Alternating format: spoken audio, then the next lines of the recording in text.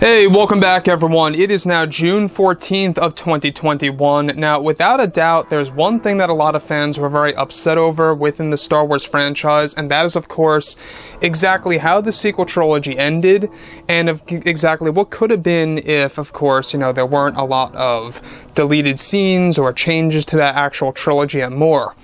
This is Mike Zero. Make sure to subscribe if you're new to the channel for future Star Wars content. Also, make sure to check me out at Mike01 on Twitter if you would like to. So, focusing on both Jon Favreau and Dave Filoni, they have a lot at work right now. They are working on the Book of Boba Fett. In fact, they're finishing up principal photography, heading into post-production. They're also working on shows such as The Mandalorian Season 3 and 4 back-to-back, as well as the Ahsoka Tano series, and more to come by this fall. More announcements are coming within November to December, which is just less than 6 months away from now. Looking forward to a lot of that. Now, focusing on, of course, everything that has happened before in the past with Star Wars, we have seen this up and down trend, right?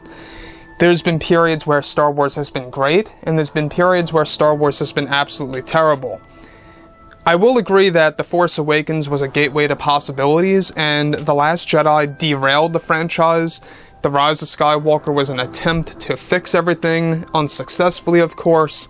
Solo, a Star Wars story, entertaining to say the least. Rogue One, in my opinion, by far, I think, the most authentic Disney Star Wars movie, because it feels more like it's rooted to the original trilogy, but that's just my taste. So, focusing on everything of what's been happening behind the scenes over at Lucasfilm, we do know that both Jon Favreau and Dave Filoni are doing amazing things with Star Wars as we speak. And what that all is rooted to is, of course, what Jon and Dave are doing with Star Wars Legends. Now, with Jon Favreau actively busy finishing the Book of Boba Fett with Dave Filoni, they are both currently focused on the other TV shows as well for Disney+, as well as others that will be announced later this year. However, it's described that Jon Favreau is putting together a major plan for The Mandalorian Season 3, and that this is actually set to make the fans very excited about the future of the franchise. Further, it's described that Jon Favreau is currently in the process of hiring actor Ian McDiarmid for The Mandalorian Season 3 and 4 for what is aimed to be a major reveal of the Palpatine clone on the world of Exegol. It said that Palpatine is set to make a massive cameo in The Mandalorian Season 3 for 2022 that will provide the fans more answers about his past, after of course the events of Return of the Jedi. Now, Jon Favreau is also creating a storyline between Mara Jade and Palpatine for The Mandalorian Season 3 and 4 that they will be working on together. Favreau's approach is to create a similar connection, like in Legends, between both Mara Jade and Palpatine for The Mandalorian Season 3 and 4. Now, Mara Jade is set to have a side story for Season 3 that will in fact involve her trying to hunt down any remaining Force sensitives or Jedi, such as Ahsoka Tano, Luke, and Ezra Bridger.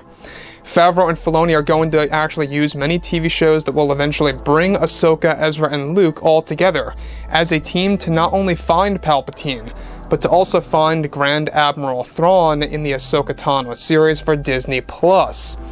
Now, further, it's described that this major plan by Favreau is to actually make sure that Legends can make its way into the Disney canon for Star Wars and become wildly successful with Karen Gillen playing Mara Jade in the new shows and within the Mandoverse.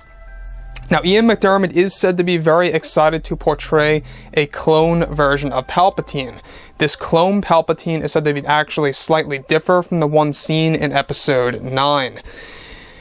So here's the thing about Jon Favreau, is that he is basically rooting things to the sequel trilogy, which I know a lot of you guys out there are not going to like this, and I agree. Part of me says that this is actually amazing.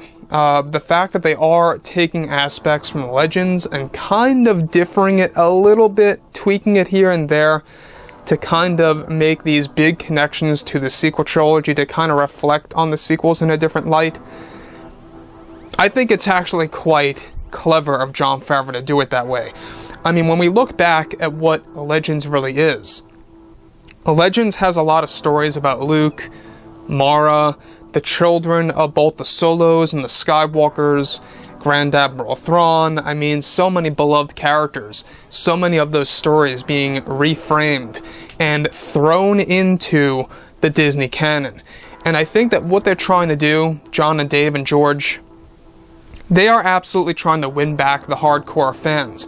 And they're also trying to show the casual fans exactly what Legends was in the books and comics and exactly how that can be in live action form.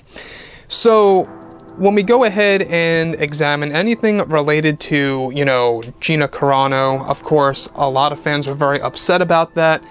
They're really trying to get past that. They're trying to actually make the fans forget about all the mishaps by Lucasfilm, all the hiccups that they went through with the Star Wars universe, and how they're really trying to create this consistent success with the overall franchise. Though I still do believe that the Acolyte series is going to be a bump in the road. I feel that Rogue Squadron may or may not be another bump in the road. We'll have to wait and see. Overall, I think that what we're about to see and witness by Jon and Dave is going to be extraordinary.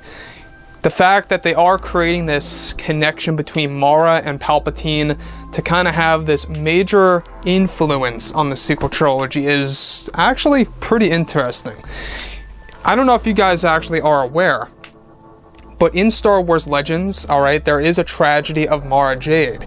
Something that they are going to be doing once more in the current canon to explain Luke Skywalker's downfall.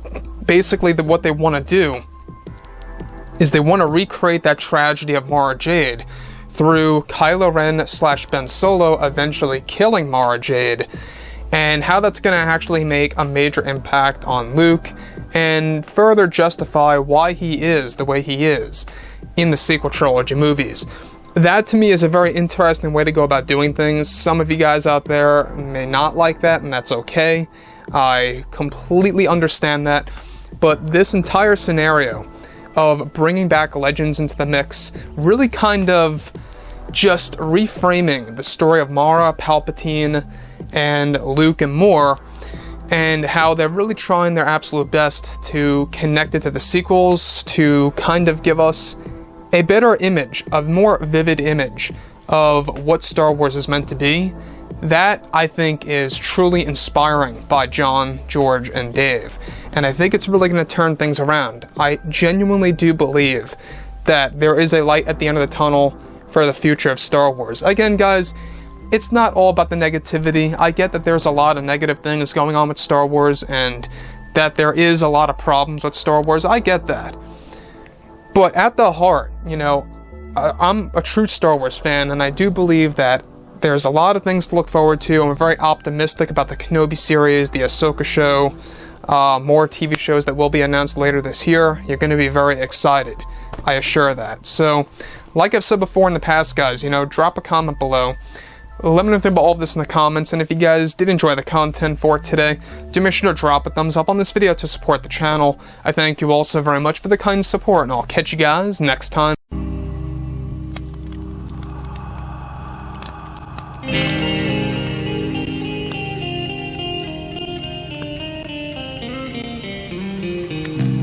Gun in hand, we are alone again. No, I'm not the one from night to moon.